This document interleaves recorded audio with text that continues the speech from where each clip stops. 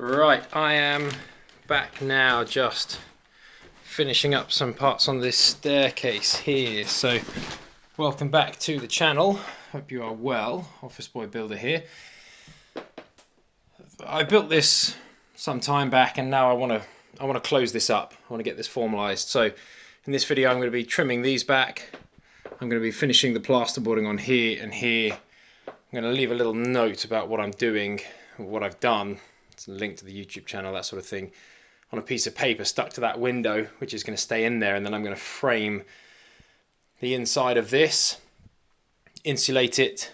On the other side it will be dot and dab most of the way along there because it's pebble dash on the other side of that wall, and then I can catch the frame as well. So I need to strip all of this plaster off around here so that I can get an accurate level of the depth of this. And then I can cut back this windowsill, and I'll leave that in place basically as almost like a sole plate or a base plate, the same way that I've got those timbers there. And I can frame up inside it. And the plasterboard can go on and that can get closed up. I've put some leftover membrane that I had there and a dust sheet on top. And then I'm going to try and chip it off straight into the bag, just to reduce the amount of dust that goes everywhere. There's enough dust in this house as it is. So yeah, that's the plan. I'm not going to time lapse it. It's a little bit dull, but I will show you what I've done once I've finished it, and I'll show you what I'm going to be doing at each step as well, like the framing out and all that sort of stuff. As with most other places in this house, this plaster is jumping off the wall about as quickly as it can. Also, pretty much all of this is shot. I mean, it's rubbish, which is really confidence inspiring because it was the old external wall. I'm going to be rebuilding this bit in here. I'm going to be packing this in with brick, being careful of the cables that I'm kind of running down here into the garage. So all of this will get rebuilt, and I'm actually going to rebuild this as well with these that have come out. And what I'm going to do, a change of plan, as is often the case when you expose stuff, this kind of wooden wedge, I'll chop this down and I will bed a 4x2 along this. I will bed this brick back in, get it up to the same level, and then I will cut this out entirely. I don't know if you can see, but it is wonky. It goes up that end and is lower this end. So yes, I'll strip this off, this stuff.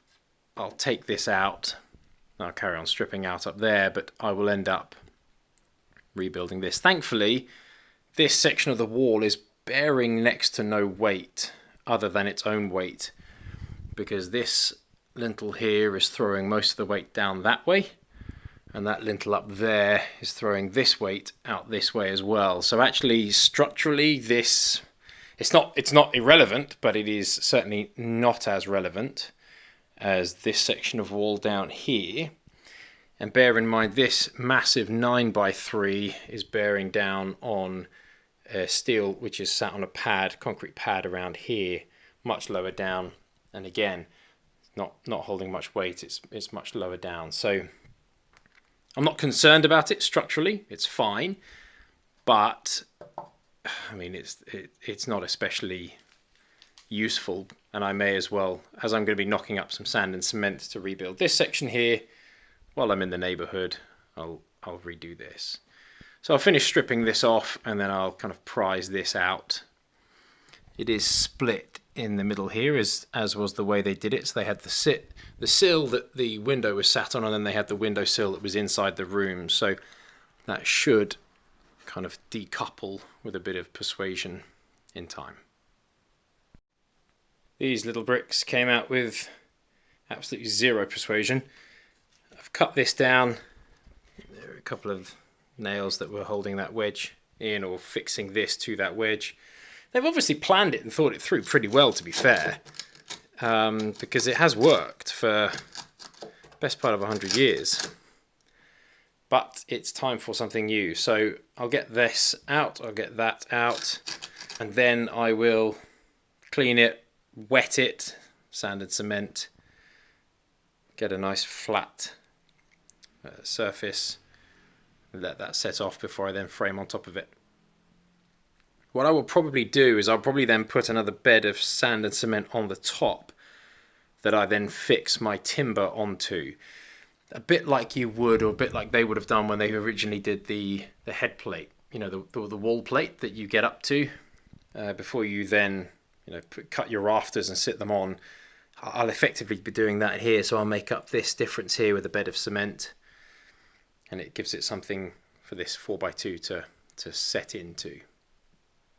I'll show you a little trick with that as well that can help get slightly better adhesion as well. So stay around, a little bit later on in the video you'll see my top tip for setting head plates just in general, but also very useful in this sort of instance when you're trying to bed timber onto brick.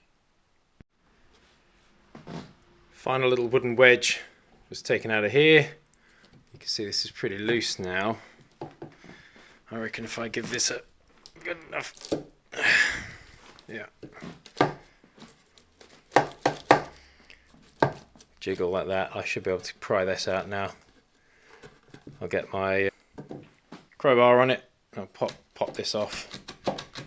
You can see what I mean by it being decoupled in there. Right, I'll get this out now. Okay, it's now 7:10 in the evening, so kids are in bed and I'm just about to start bricking this up. That goes through to the garage in there, which is obviously not ideal. Don't want to be able to see that anymore. So I'm going to start bricking up here and packing this in,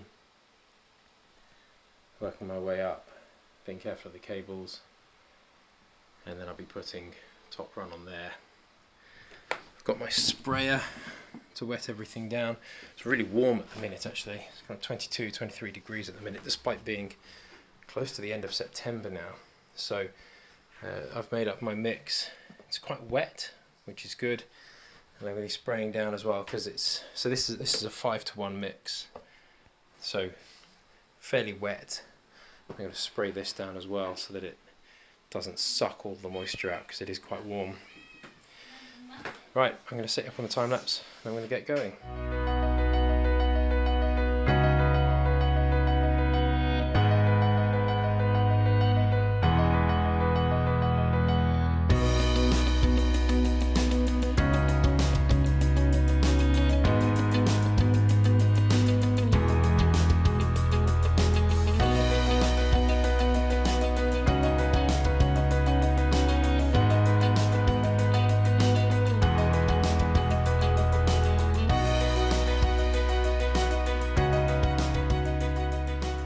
I don't know how that time lapse came out for you guys because of the positioning, but I had to get up pretty close to it to be able to do it.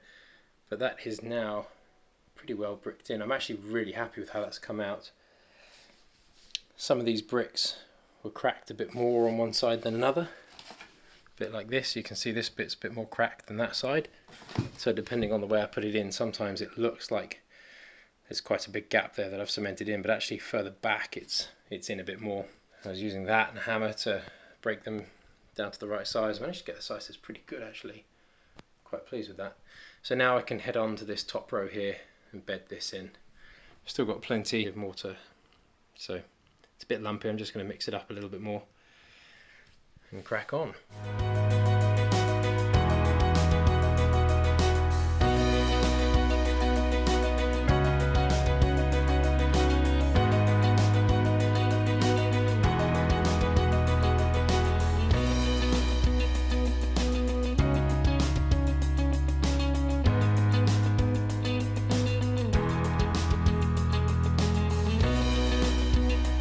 Right, sorry about the lighting, my battery is about to die, so my flash won't work. I've got my bed of mortar on there, and I have my timber ready to go. But to make it bed in even better, something that I do on these head plates is I screw in and leave the heads proud of plasterboard screws, and then the screws bite into that and bed in really nicely. Then you can level it up. It's not going anywhere. So you don't need to go overboard. Just a few like that can really help. And then, okay, screw heads down.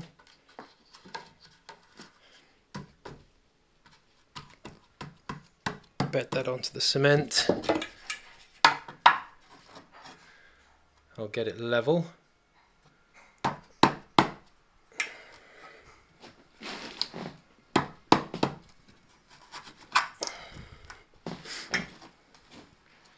Get it level, like that. We're good. Now I'll pack in the bottom with the leftovers, and that's done. One less job to do. So that is level, or level enough anyway. And that is all packed in nicely there. All nice and neat. I know that I am not a bricklayer. That is not my vocation in life, but I don't have any bricklayers available to me to come out and do crappy mincy little jobs like this, and I am literally just patching up this wall, so it really isn't a kind of big deal. So I'm perfectly happy with that. Right, it's the next day, next morning. Nice bright day. This is all set in now. That's nicely cured up, nice and firm. Just a quick point, I didn't really mention this last night. The head plate, like timber, doesn't really stick to mortar. That's not the point. And the little screws aren't there to kind of set it in. It's just a bite, just a little bit, so it doesn't go anywhere. But that is now completely solid. Put 4 fixings in there, drill down into the brick. So it's all good. Now that that is on, I can basically finish stripping off this old plaster. Actually, this side's not so important, it's this front bit here, just so I can build up the level at the same, well, on the same level. So chipping off all of this the whole way up, and the same on the face here. Then I can frame out. I'll put a header across the top here, and then some studs down the middle.